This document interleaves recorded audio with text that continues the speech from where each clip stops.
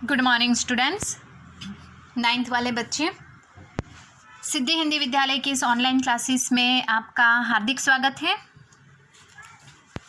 अब बच्चों, यहाँ पे हमारा ये जो लेसन चल रहा है काव्य है साखियाँ एवं शब्द, जिसके यहाँ पे कवि जो है वो कबीर है। ये साखियाँ एवं शब्द यहाँ पे पद है। यहाँ पे कबीर का परिचय हो चुका है। उसमें करीबन हमने पहला जो यहाँ पे साखी है हमारी, मान सरोवर सुबर जल, हंसा केली कराही, मुक्ता फल मुक्ता चुगे, अब उड़ी अनंत न जाही।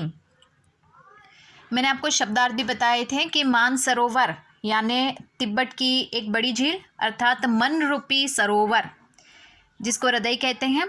सुबल यानी अच्छी तरह से भरा हुआ, जल यानी पानी, हंसा यानी अर्थात यहाँ पे हंस एक पक्षी, केली यानी क्रीड़ा करना, कराहिम यानी करते हैं, मुक्ताफल यानी मोती, प्रभु की भक्ति मुक्त रूप से, अब उड़ी यानी उड़ना, अनत अनत यानी अन्यत्र कहीं और,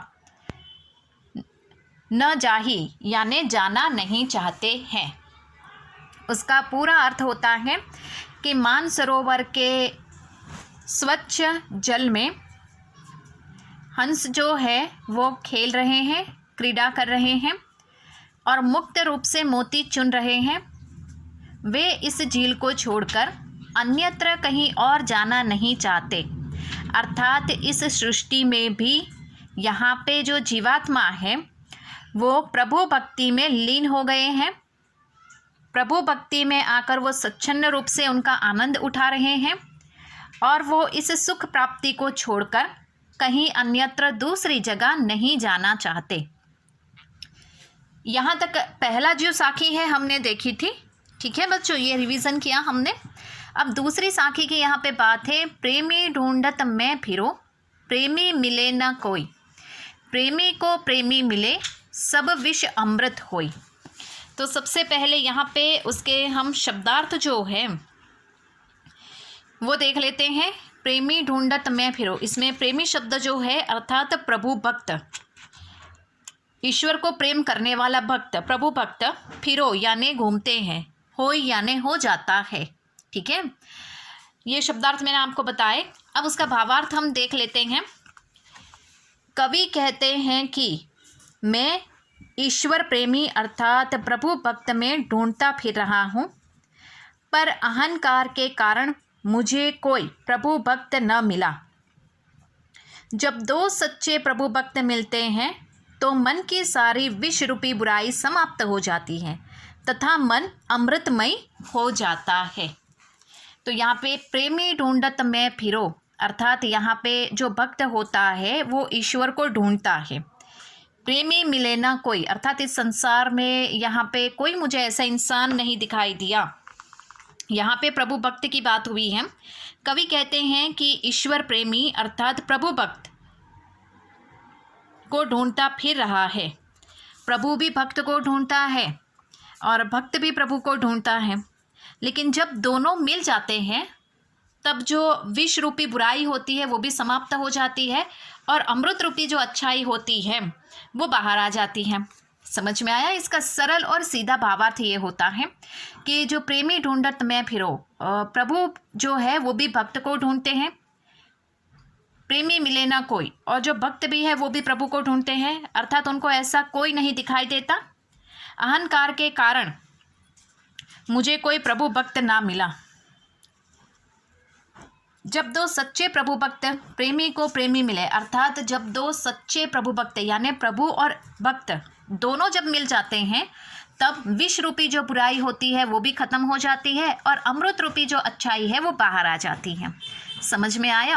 वापस दोहरा रही हूँ, ध्यान दीजिएगा। प्रेमी ढूंढत मैं फिरो यानी जो भक्त है, प्रभु है, वो भक्त को ढूंढ रहे हैं। प्रेमी मिले ना कोई, इंसान अपने अहंकार में इतना डूब गया है कि ऐसा कोई सच्चा इंसान प्रभु को यहाँ पे दिखाई नहीं देता। प्रेमी को प्रेमी मिले अर्थात जब प्रभु और भक्त दोनों मिल जाते हैं तब जो विष रूपी बुराई है वो खत्म हो जाती है और जो अमृत रूपी अच्छाई है वो बाहर आ जाती है। ठीक है, तीसरा हम देखते हैं, हस्ती चढ़िए ज्ञान को सहज दुलीचा डारी, स्वान रूप संसार है भूखन दे जख मारी। अब यहाँ पे सबसे पहले तो मैं आपको बता दूँ इसके भावार्थ। हस्ती, हस्ती यानी हाथी, सहज, सहज यानी प्राकृतिक समाधि, दुलीचा, दुलीचा यानी कालीन, हाथी के ऊपर जो कालीन बिछाया जाता है ना उसके बारे में। स्वान, स्वान यानी कुत्ता, भूखन दे यानी भौंकना, जख मारना यानी समय बर्बाद करना। ये मैं आपको यहाँ पे शब्द के अर्थ बता रही हूँ, ठीक है, ताकि आपके दिमाग में शब्द के अर्थ बैठ जाए काव्य के ध्यान में रख कर, और फिर उसका भावार्थ जो है वो हमारे लिए थोड़ा सरल बन जाएगा। अब यहाँ पे ऐसे इंसानों की बात की गई है कि जैसे कि संसार में जो इंसान होते हैं, ज्ञानी इंसान होते हैं, वो आगे बढ़ते रहते हैं, और उसके ज्ञान से जलने वाले इंसान जो होते हैं वो पीछे पीछे कुत्तों की तरह भौंकते रहते हैं। लेकिन मैं आपको एक उदाहरण बता दूँ, जैसे कि हाथी जो होता है वो अपनी ही मस्ती में चलता रहता है, उसके पीछे कुत्ते भौंक रहे हैं। क्यों? क्योंकि हाथी को अब पता है कि मेरी जो विशेषता है वो क्या है। समझ में आया? वो जो कुत्ते भौंक रहे हैं उसके ऊपर ध्यान नहीं देगा, वो तो मस्त मौले की तरह चलता रहेगा, पीछे देखेगा भी नहीं। ये संसार भी ऐसा ही है, जो ज्ञानी इंसान है वो आगे बढ़ता है, और जो उससे जलने वाले इंसान होते हैं वो पीछे खड़े रहकर उसकी दो बातें करेंगे, ऐसा। लेकिन जो ज्ञानी इंसान है वो पीछे मुड़कर नहीं देखेगा। क्यों? क्योंकि उसका तो ये ध्येय ही है जीवन में आगे बढ़ना। वो पीछे इन लोगों को, दुनिया क्या उसके बारे में बोलती है, क्या करना चाहती है, वो बिल्कुल नहीं देखेगा, और अपने ही जीवन के पथ पर वो आगे जाता रहेगा। समझ में आया? ये काव्य का भावार्थ मैंने आपको समझाया। अब किस प्रकार से हमें लिखना है वो मैं आपको बताती हूँ। यहाँ पे कवि ज्ञान प्राप्ति में लगे साधकों को संबोधित करते हुए कहते हैं कि तुम ज्ञान रूपी हाथी पर सहज समाधि रूपी आसन यानी कालीन बिछाकर अपने मार्ग पर निश्चित रूप से आगे बढ़ो। यह संसार कुत्तों के समान है, जो हाथी जब आगे चलता है तो उसको देखकर वो निरुद्देश्य से भौंकते रहते हैं।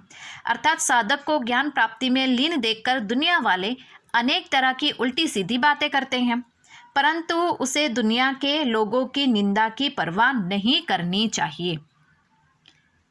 हस्ती चढ़िए ज्ञान की, अर्थात जो ज्ञान रूपी इंसान है, जो साधक है, ज्ञान रूपी साधक है, वो हाथी के ऊपर बैठकर सहज दुलीचा डारी यानी हाथी के ऊपर जो कालीन है उस कालीन पर बैठकर मस्त मौले की तरह आगे बढ़ रहा है। जब वो आगे बढ़ता है तब उसके पीछे कुत्ते जो हैं वो भौंकते हैं। अर्थात ये संसार के जो ऐसे संसारिक मनुष्य हैं जो ज्ञानी इंसान के ज्ञान को देखकर, अर्थात किसी इंसान की तरक्की को देखकर जलते हैं और उसके बारे में मतलब बुरी बातें करते हैं। तो स्वान रूप संसार है, अर्थात ये दुनिया तो कुत्तों की तरह है। भूखन दे जखमारी, अर्थात यहाँ पे कहा गया है कि वो कितना भी भौंके, कितनी भी आपकी बुरी बातें क्यों ना करे, लेकिन आपका जो ध्येय है, आपका जीवन का जो लक्ष्य है उसकी ओर आप आगे बढ़िए।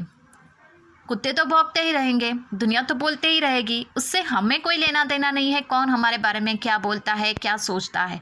हमारा सिर्फ एक ही ध्येय है, जीवन में आगे बढ़ते रहना।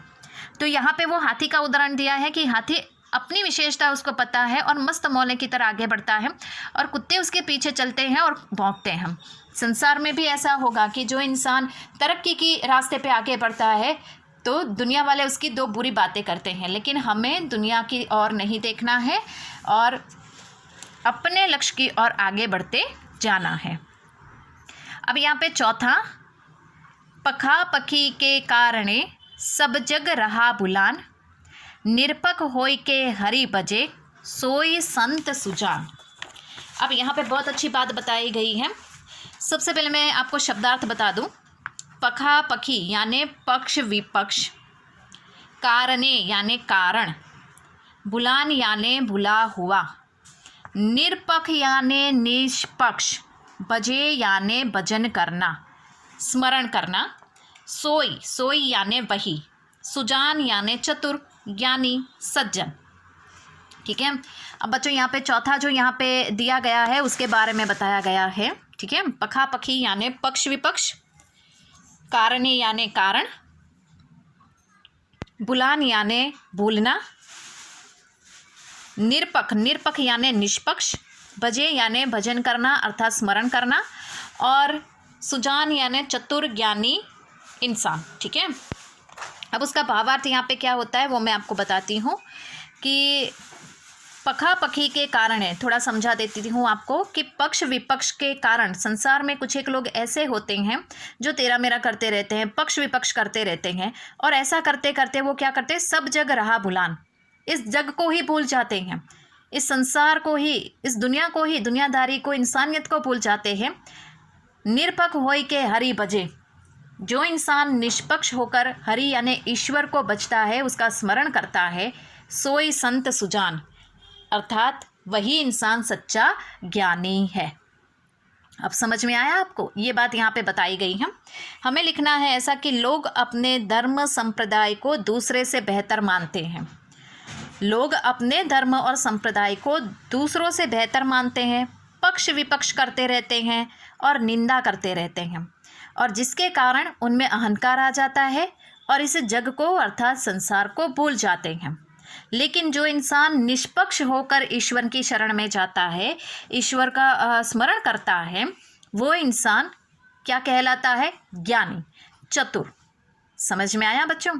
तो यहाँ पे एक से एक तो हमने पहले ही आगे वाले वीडियो में कर लिया था, दूसरा, तीसरा और चौथा हमने साखी यहाँ पे देखी, जो आपको यहाँ पे ध्यान से उसको सुनना है, समझना है।